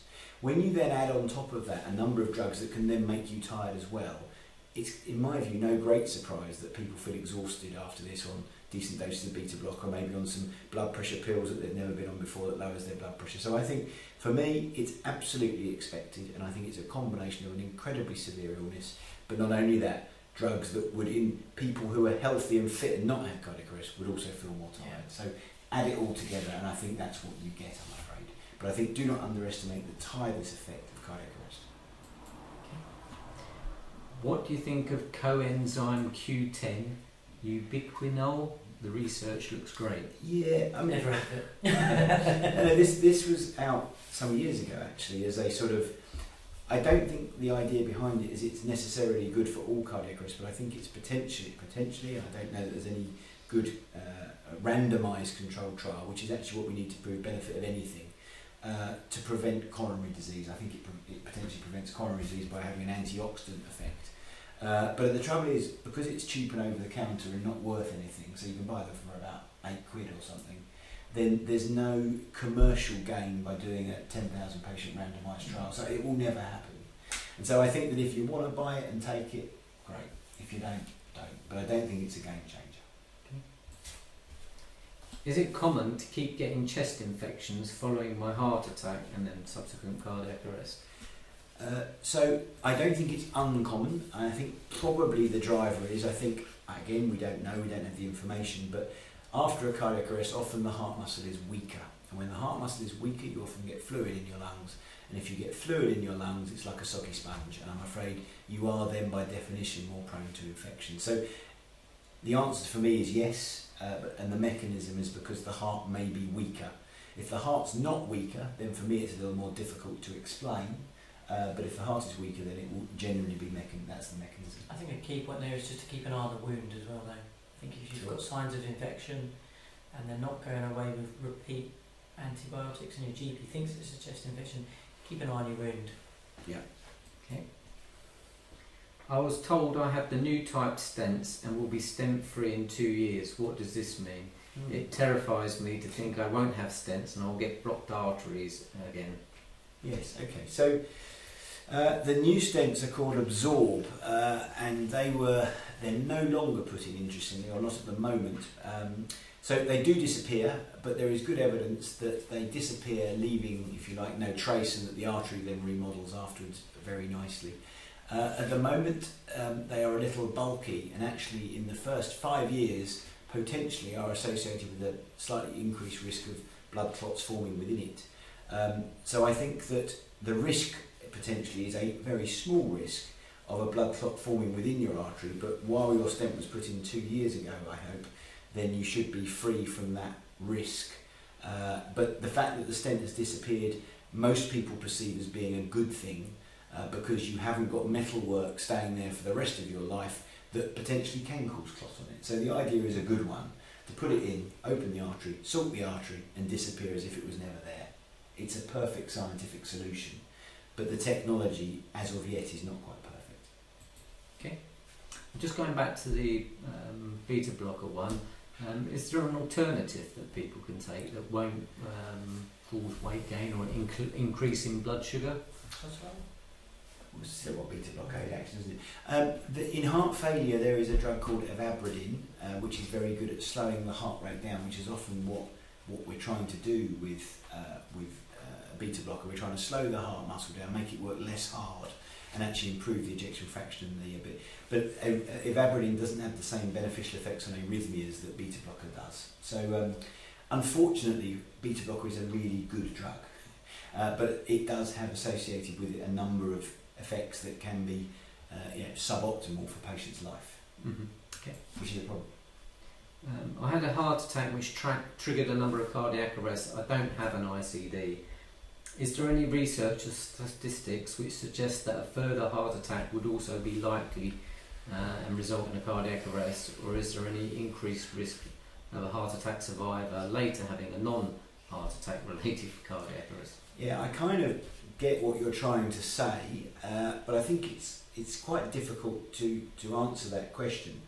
I think if you've had a heart attack which has given you 4 cardiac arrests and you've had an ICD, the suggestion No, from she doesn't have an ICD. I don't know. Fine. I think she's No, worried I'm sorry. that it's going to happen again. Yeah, no. So I think the key thing here will be that you've got a good pump, so the pump's not been badly damaged. Otherwise, you potentially would need an ICD, which you clearly don't. That's the important thing, number one. Important thing number 2 is we've got to prevent a heart attack, and if we can do that effectively with a combination of statins and other medicines to prevent you having it, then the chances of a cardiac arrest are very, very low. And so I think that the chances of a further heart attack and having a further cardiac arrest, I would say, are incredibly low. We can never say 0, but incredibly low. On that, there was some research done that looked at patients that had a cardiac arrest as a result of their heart attack and were given defibrillators. They did statistically worse than patients that didn't have a defibrillator in the same category. So you're in the better category.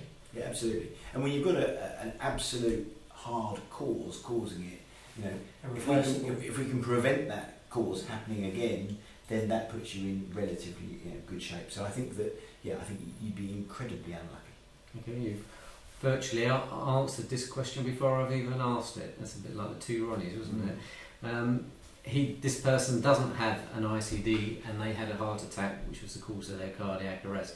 and they're always asked why they don't have an ICD. Yeah. I think you pretty much. Yeah, so it'll be for two very clear reasons. Number one, there was a very clear reason why you had your cardiac arrest. Your artery was blocked. If my artery is blocked, his artery is blocked, we are likely to go into cardiac arrest. That's what happens when a muscle hasn't got enough blood supply. Number two, by definition, your heart muscle must have recovered. So your heart muscle won't have huge amounts of scar and the function will be good. And we know that patients who have got an artery that gets opened and that have a muscle that is not badly damaged do really, really well.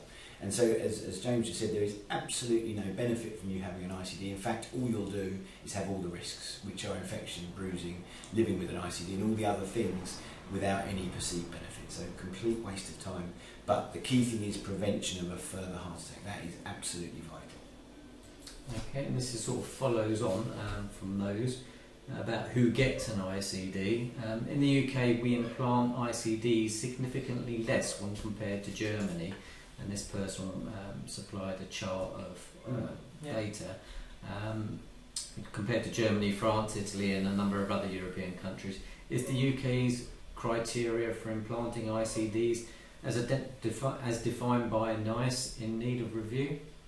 It's interesting because I've seen that data and it's very true. However, recently my experience, and maybe Tom's, is that we are massively ramped up the amount of devices that we are implanting. Do you know how many are implanted in the UK each year, and how many of those are for precautionary reasons? For example, I don't know that specific data, but I know, for example, that in our centre we've gone from implanting 5, 6, 10 a month up to 30 a month. So it's a dramatic increase. In what time frame is that? Over the last couple of years. A significant amount, so much so that the demands of seeing your patients for the post-implant checks and the routine follow-ups is quite difficult. We get you done, obviously, but there's a lot of pressure now because of the amount we are implanting. Yes, we're still behind places like Germany where they seem to put them in if you fall over. Mm-hmm. But I think, as we've mentioned in the previous questions, we're doing it for the right reasons.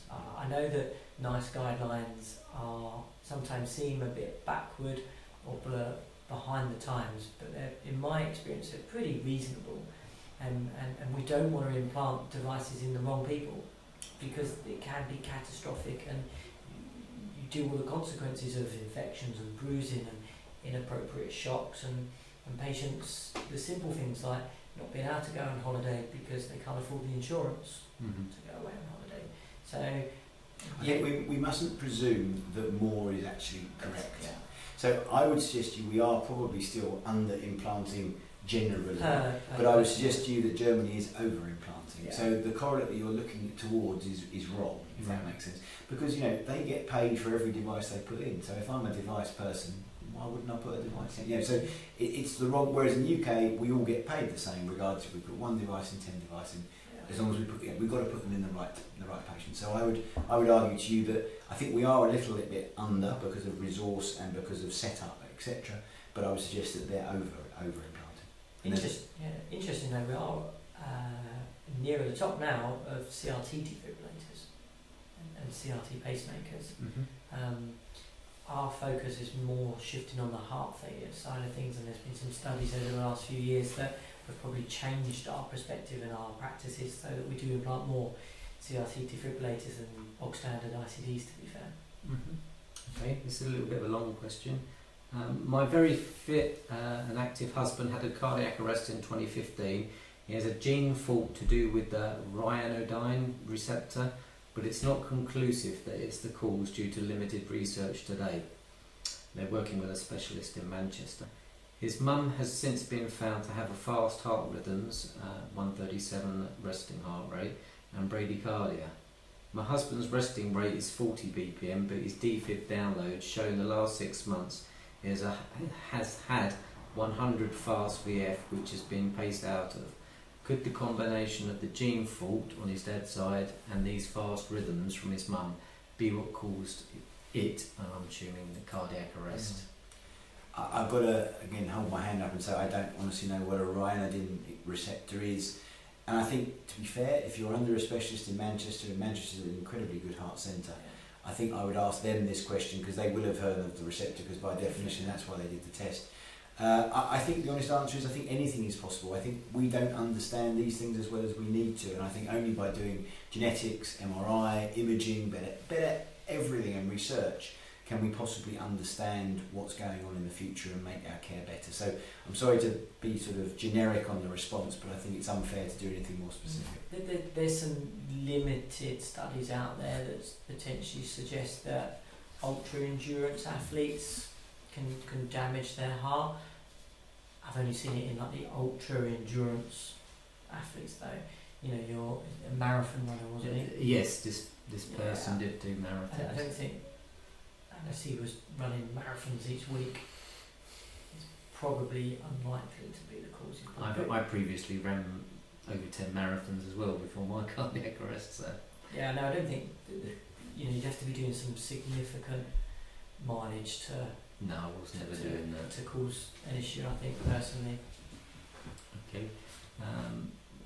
Probably the last couple. I have 2 children who have had a sudden cardiac arrest and genetic testing positive for TRND on the RYR2. Both suffered problems with going to the toilet and taking Movicol and are much slower than other children, such as running, jumping, etc. I've read this could be related to skeletal muscle issues. Should I get this looked into further? Yeah, I mean, I think there's 2 components to this for me. I think that we know that certain genetic defects don't just affect one thing. They have an effect on one thing that we notice, but actually, as you rightly say, if it does have effect on skeletal muscle and muscle in a more general way, then I think it's inevitable that it will affect potentially the physical ability of the children. The second thing to say is that if you have got a child who's had a cardiac arrest, then they are going to have all of the sequelae and the problems potentially that an adult cardiac arrest sufferer will have, which is the tiredness, the exhaustion, and all those recovering and recuperation issues from potentially a small brain injury that adults would have. So I think absolutely yes. And again, I think it sounds like you're on the way to getting a more definitive genetic diagnosis, but these are exactly the questions you need to be asking your geneticist and your sort of paediatric and genetic cardiologist, because I think they should be in a much better place to answer that question. But sadly, even they may struggle, because lots of things are very rare, and it's only when we've got more genes from more patients that we can start putting the picture together. So I think for your own interest, I think it would be reasonable to pursue it further. It may require a muscle biopsy to try and put everything together, and that's something you can decide whether that's worthwhile. But I would ask the question and see what happens. Okay. This question relates to a baby in a rather sad case, and I did talk with James and Tom prior to this webinar, and I don't know if you want to just add a few words about how it may be best for a paediatric. Yes, so I think it was a very young child, 15 months, who had a rare pneumonic type disease of their lungs, and the baby also had some open surgery at 4 days. And the question was, have we seen something like this before?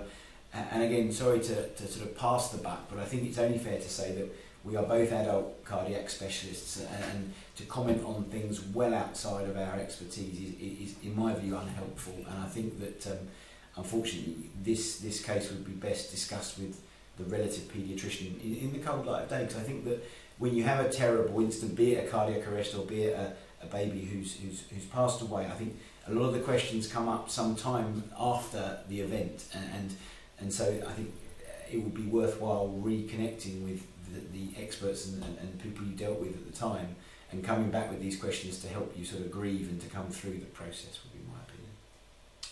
But I'm afraid we're not the right people. Okay. And the last question for tonight, I'll paraphrase because it's quite a long question. This person had no diagnosis of their cardiac arrest, and at the time they were helping to carry a large object.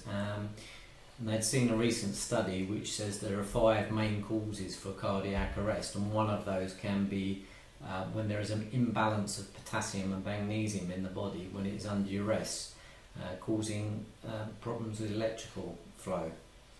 The question is really, how long does it take for the chemicals to return to normal levels if there is an imbalance, and how can that be detected, and bearing in mind the amount of time that the CPR was done on this person and for the time they actually took to get to hospital, would it actually be determinable?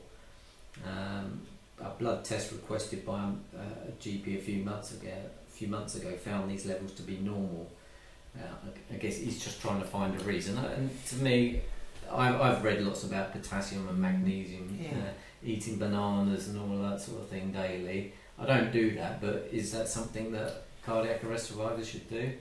I don't think so. I think cardiac arrest survivors, unless you had a cardiac arrest because your potassium was really low, which this person describes it wasn't because it was checked some months earlier. So I think what we know is, and we see one maybe every month, every 2 months, we see people with a very low potassium. So normal potassium is between 3.5 and 5, and when it causes cardiac arrest, it will be less than 2. It's 1.7, it's 1.8. It's terribly, terribly low. So it's not just subtly low, it's terribly low. And it's almost invariably linked to drugs. So bendofluozide and water tablets can completely deplete your body of potassium, and this does not occur overnight. Or the other person, a cohort I've seen it in, is young bulimic patients who eat food and then throw up and then don't keep their food down, and again their electrolytes go all over the shop.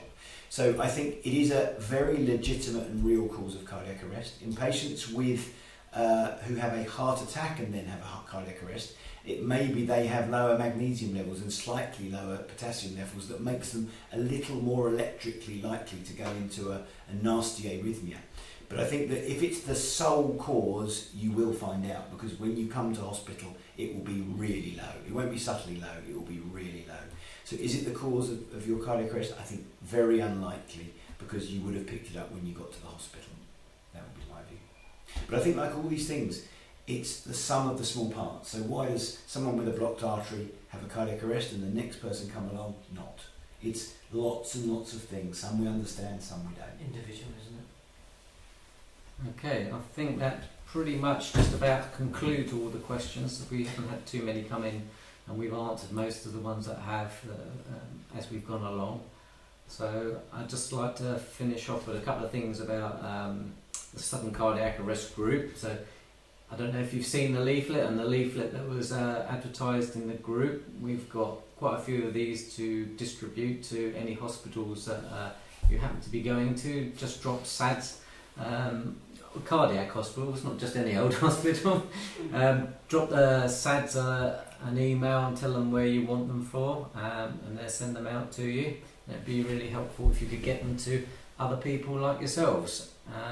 The other thing is, this Saturday we've got our annual meet-up in Mulberry Bush pub in London. Still a few tickets, but it's pretty much packed out. So if you want any, I would advise you to get them tonight. And t-shirts still available. Any profits from that will go to SADS as well. And finally, just to say a massive thank you for coming and talking to us for well over 2 hours now. Dr. Tom Keeble and James Young, Chief Cardiac Scientist from Basildon Hospital, Essex Cardiac Thoracic Centre. It's a pleasure. Thanks very much. Thanks for having us. No worries. And we'll say good night now. Good night.